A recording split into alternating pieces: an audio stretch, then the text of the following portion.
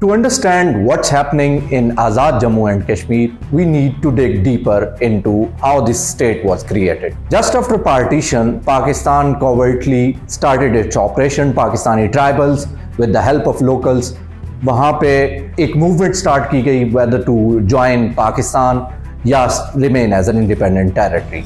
But foreign security council में ये मामला इंडिया की तरफ ले जाया गया and United Nations commission for India and Pakistan was created. उसके बाद बहुत सारी रेजोल्यूशंस पास हुई। उन रेजोल्यूशंस में हुआ ये कि पाकिस्तान के पास कश्मीर है उसको पाकिस्तान रखेगा और इंडिया के पास है, but there would be a plebiscite where Kashmir would be decided by the Kashmiris the right to self determination. और उसी तरह से वो जो लाइन थी between two parts that was called as the line of control. Pakistan administered Kashmir, जिसको पाकिस्तान में आजाद जम्मू एंड कश्मीर कहा जाता है, a territory which is not neither the province nor an independent state but managed through a parliamentary system. ये जो इसका evolution है this parliamentary, इसका पाकिस्तान में जिस तरह से भी कॉन्स्टिट्यूशंस रहे, मेनली अभी जो रूल किया जा रहा है दिस इज बाय 1973 कॉन्स्टिट्यूशन और उसमें पार्लियामेंट्री फॉर्म ऑफ गवर्नमेंट है। President is the head of state, prime minister is the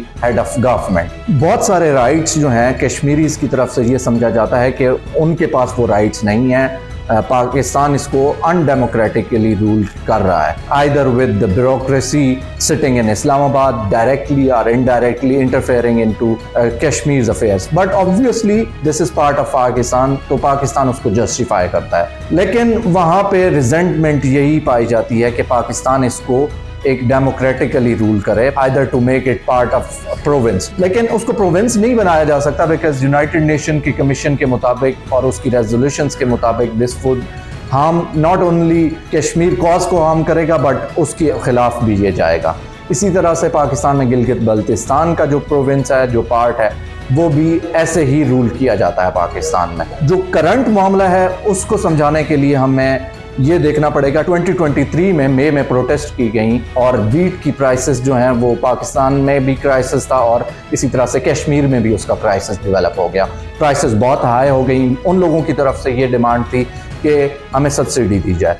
Pakistani government didn't take it seriously क्योंकि उस टाइम पे पाकिस्तान में एक पॉलिटिकल क्राइसिस भी एग्जिस्ट करता था। But now in May 2024 these protest erupted once again. They are asking for subsidy और उसके साथ रिड्यूसिंग द इलेक्ट्रिसिटी प्राइसेस। कुछ टाइम बाद जब वहाँ पे प्रोटेस्ट हुई on 11th May और they wanted to come to Muzaffarabad for this protest, paramilitary forces were deployed which started using force और उस फोर्स से जो है कुछ नौजवान शहीद हुए। अब वो पाकिस्तान के प्राइम मिनिस्टर की तरफ से 23 बिलियन रुपीस की सब्सिडी दी गई but the protest continued due to the killings of those youth. India की तरफ से, इंडियन मीडिया की तरफ से इसको एक सेपरेटिस्ट मूवमेंट या अनरेस्ट जो है वो उसको सेपरेटिज्म के साथ मिलाया जा रहा है। That is totally not true.